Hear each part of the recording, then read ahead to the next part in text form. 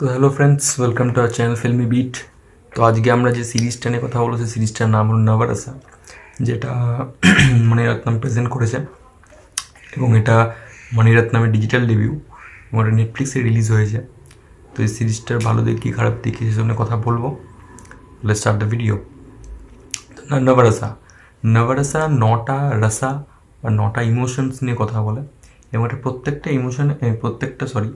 এপিসোডে নটা ইমোশন নিয়ে কথা বলা হয় এবং সেটাকে ফুটিয়ে তোলার চেষ্টা করা হয়।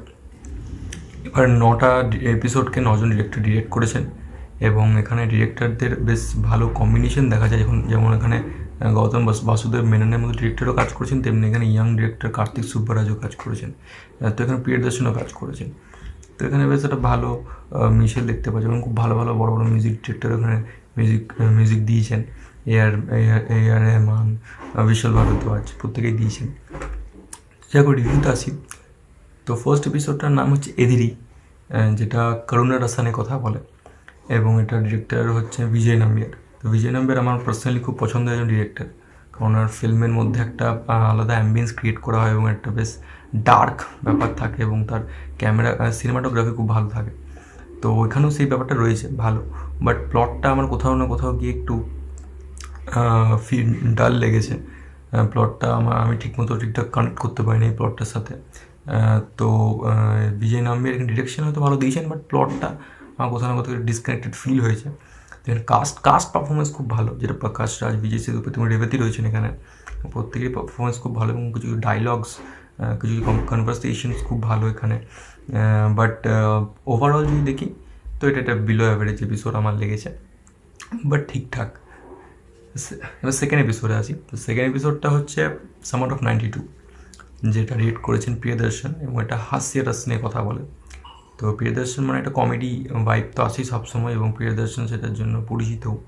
বাট এখানে প্রিয়দর্শন সেই লাস্ট যে তার ফিল্মটা দেখলাম হাঙ্গামা 2, তো সেটাও যেমন খুব একটা ইমপ্রেসিভ ছিল না, এই এপিসোডটা আমার খুব একটা তেমন ইমপ্রেসিভ লাগেনি।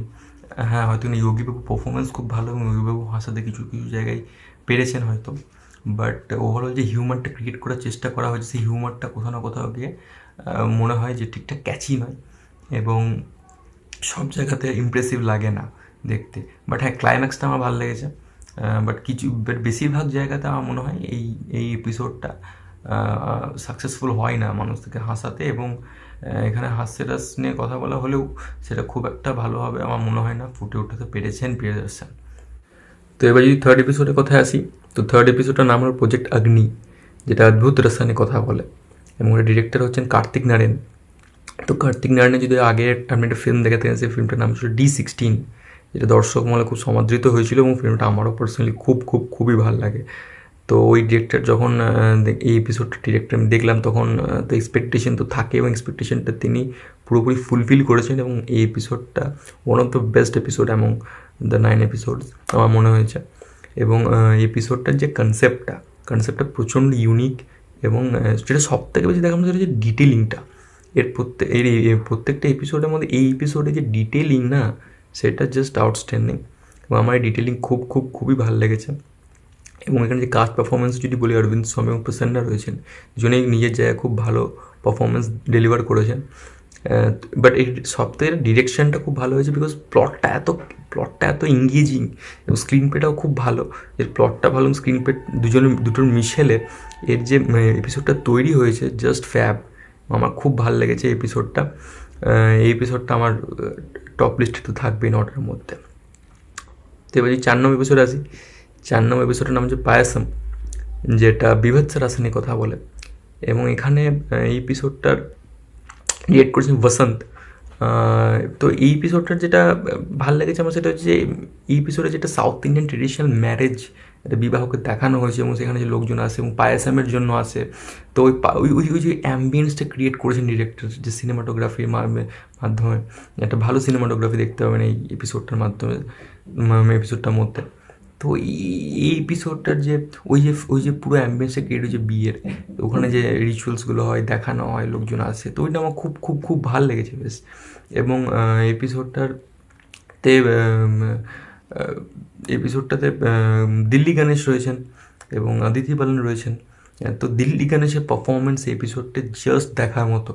তিনি খুবই খুবই ভালো কাজ করেন। দিল্লি গণেশকে আপনি এর অনেক তামিল সিনেমায় দেখে থাকবেন, এবং দিল্লি গণেশের এপিসোডে পারফরমেন্স চূড়ান্ত লেভেলে পারফরমেন্স দিয়েছেন তিনি। কিন্তু হ্যাঁ, আদিত্য বালানকে আমার মনে হয় খুব একটা ইউজ হয়নি।